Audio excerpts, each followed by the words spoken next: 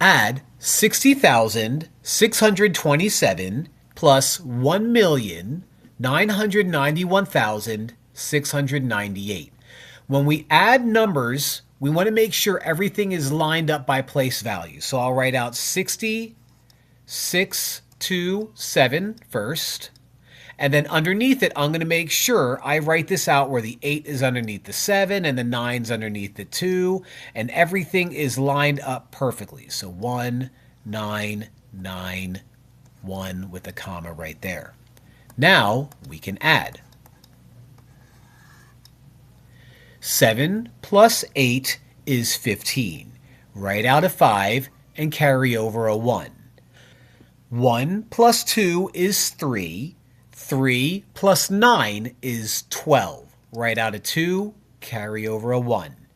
1 plus 6 is 7. 7 plus 6 is 13. Write out a 3, carry over a 1. 1 plus 0 is 1. 1 plus 1 is 2. 6 plus 9 is 15. Write out a 5, carry over a 1. 1 plus 9 is 10. Write out a 0, carry over a 1. 1 plus 1 is 2.